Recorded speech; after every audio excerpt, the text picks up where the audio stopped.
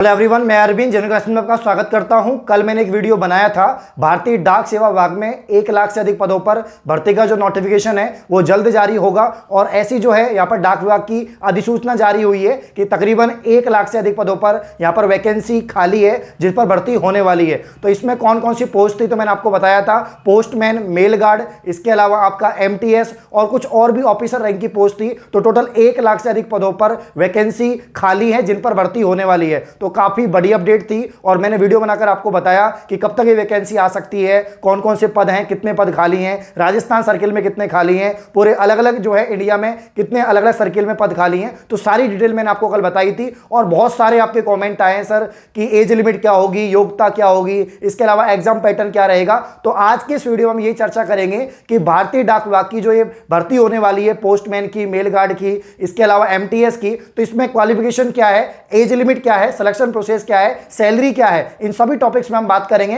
तो पैशंस बनाकर वीडियो अंत तक देखते रहे। जिसने अब तक चैनल को सब्सक्राइब नहीं किया गाइस, वो जब सब्सक्राइब करें, बेल आइकन को प्रेस करें जिससे आने वाली सभी वीडियो का नोटिफिकेशन आप तक पहुंच जाए। आइए वीडियो को स्टार्ट करते हैं। देखो, वैसे तो अभी तक ऑफिशियल नोटिफिकेशन नहीं आया है, लेकिन मैं आपको बता देता हूं कि भाई आपके जो यहां पर पोस्टमैन, मेल गार्ड या MTS बनने के लिए योग्यता क्या होती है। पहले जब ये भर्ती निकली थी तो उसमें क्या क्या योग्यता रखी गई थी और एज लिमिट क्या रखी गई थी, ठीक है ना। तो यहां पर अगर हम पोस्टमैन की बात करें तो पोस्टमैन का जो यहां पर योग्यता की अगर हम बात करें तो कम से कम 12वीं पास आपको होना होगा। अगर आप 12वीं पास हैं तो पोस्टमैन के लिए आप फॉर्म लगा सकते हैं, ठीक है। तो यहां पर 12वीं पास, इसके अलावा कंप्यूटर की आपके पास में नॉलेज होनी चाहिए। और इसके अलावा जो यहां पर एज की अगर हम बात करें तो मिनिमम 18 है और मैक्सिमम 27 है, ठीक है। मिनिमम 18, मैक्सिमम 27 है। और जो आरक्षित वर्ग हैं उनको छूट भी रहती है, जैसे SC ST कैटेगरी है तो 5 साल की छूट रहती है। तो वापस से बता देता हूं, पोस्टमैन के लिए योग्यता 12वीं पास है। इसके अलावा कंप्यूटर की नॉलेज होनी चाहिए। लोकल जो एरिया है, जो क्षेत्र है जहां पर भी आप पोस्टमैन बनेंगे, वहां की जो रीजनल लैंग्वेज है उसका भी ज्ञान आपको होना चाहिए। और इसके अलावा जो एज लिमिट है वो 18 से 27 है और आरक्षित वर्ग को छूट भी रहेगा। अब हम बात कर लेते हैं यहाँ पर MTS की अगर हम बात करें तो यहाँ पर मैं आपको बताना चाहूंगा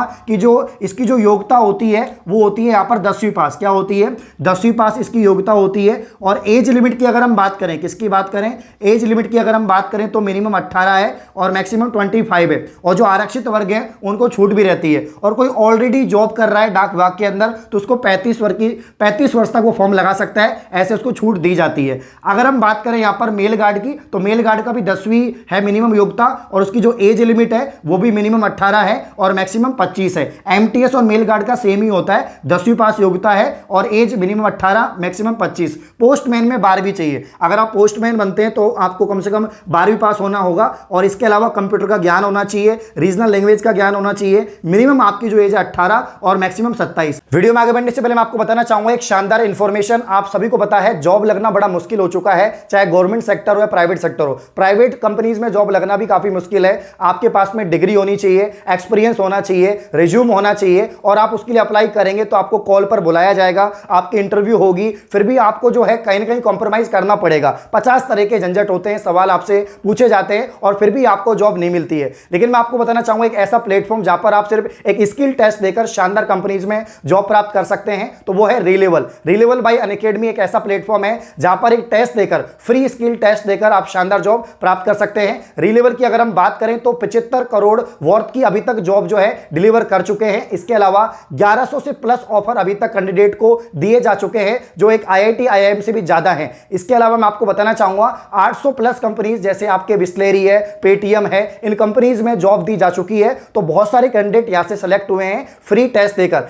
अगर आप किसी प्राइवेट जॉब की तलाश कर रहे हैं और आपके पास में डिग्री नहीं है, एक्सपीरियंस नहीं है, लेकिन स्किल है, तो स्किल के बेस पर रिलेवल का फ्री टेस्ट देकर शानदार जॉब आप प्राप्त कर सकते हैं। साथ ही मैं आपको बताना चाहूंगा अलग अलग जो है 11 कैटेगरी, 11 डोमेन के अंदर आप अपना टेस्ट दे सकते हैं, जिसमें HR, सेल्स, मैनेजमेंट ये कैटेगरी है। इसके अलावा रिलेवल ने कुछ कोर्स भी लॉन्च किए हैं, तो इन कोर्स को आप पढ़कर अपनी स्किल को आप कर यहां पर टेस्ट दे सकते हैं और शानदार जॉब प्राप्त कर सकते हैं। तो रिलेवल के अलग अलग 11 कैटेगरी में कोर्स भी अवेलेबल है। इन कोर्स को आप परचेज कर सीख कर पढ़कर जो है टेस्ट दें और जॉब पक्की करें। इनके जो लिंक है, री-लेवल का जो कोर्स का लिंक है और इसके अलावा जो यहाँ पर स्किल टेस्ट का जो लिंक है मैं आपको डिस्क्रिप्शन में प्रोवाइड करवा दूंगा, वहां पर क्लिक करके आप लोग इसको ज्वाइन कर सकते हैं और शानदार जॉब पक्की कर सकते हैं। अगर हम बात करें सैलरी की तो आप लोगों को बता देता हूं सैलरी पोस्टमैन को ज्यादा मिलती है क्योंकि क्वालिफिकेशन भी ज्यादा है, 12वीं मांगा जाएगा यहाँ पर। तो यहाँ पर जो बेसिक पे है वो 21,700 से लेकर 69,100 तक है, यानी आपको जो इन हैंड सैलरी मिलेगी स्टार्टिंग में वो 36,000 से अधिक यहाँ पर सैलरी मिलेगी। वहीं अगर हम बात करें यहाँ पर एमटीएस मेल गार्ड की तो बेसिक पे है 18,000, इन हैंड आपको 28,000 मिलेंगे, ये बात आपको याद रखनी है, ठीक है। अब काफी सारे यहाँ पर बच्चे पूछ रहे हैं सर कि ये जो भर्ती है वो डायरेक्ट होगी, परसेंटेज बेस होगी या एग्जाम होगी। देखो भाई ये भर्ती जो है परसेंटेज बेस नहीं होगी, क्योंकि परसेंटेज बेस जो भर्ती होती है वो जेडीएस की है जो हो चुकी है 38,000 पदों पर, इसमें एग्जाम होता है। ये काफी अच्छे स्तर की भर्ती है और काफी अधिक पदों पर भर्ती होगी तो इसमें एग्जाम होगा। वैसे काफी बार ये डायरेक्ट भी हुई है लेकिन इस बार इसका एग्जाम होना चाहिए और ऐसा तय है कि इसका एग्जाम होगा। अगर एग्जाम होता है तो इसका जो एग्जाम पैटर्न है वो क्या रहेगा, तो जो एसएससी का जो एमटीएस का एग्जाम पैटर्न रहता है वो सेम वैसा इसका एग्जाम पैटर्न रहने वाला है, यानी इंग्लिश के सवाल आपसे पूछे जाएंगे, इसके अलावा जो जीके है, जो जनरल अवेयरेंस है उसके सवाल आपसे पूछे जाएंगे, मैथ के सवाल आपसे पूछे जाएंगे और इसके अलावा जो रीजनल लैंग्वेज है, जैसे किसी की हिंदी है तो हिंदी के सवाल पूछ लेंगे, ऐसे रीजनल लैंग्वेज के सवाल जो है वो आपसे पूछे जाएंगे। तो 3 सब्जेक्ट तो कॉमन आएगी, एक तो आपकी इंग्लिश आएगी, एक आपके मैथ्स आएगी और इसके अलावा यहां पर जो है रीजनिंग और जीके जो है ये भी आपसे पूछी जाएगी, ठीक है ना।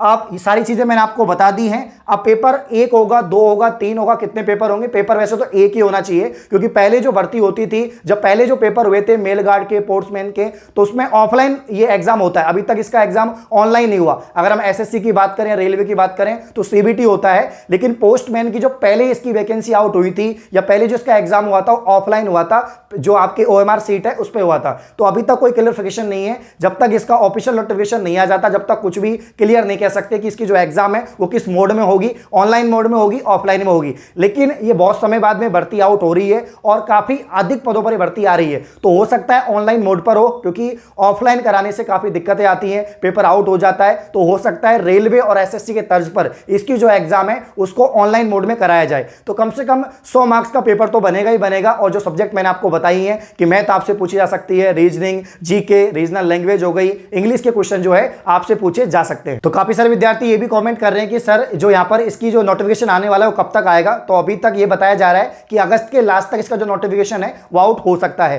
तो जल्दी इस भर्ती की जो प्रक्रिया है वो स्टार्ट होगी, तो आप लोग सभी प्रिपरेशन स्टार्ट कर दीजिए। सारी डिटेल मैंने आपको बता दी है। इस प्रकार की और अपडेट पाने के लिए आप चैनल को सब्सक्राइब करें। धन्यवाद।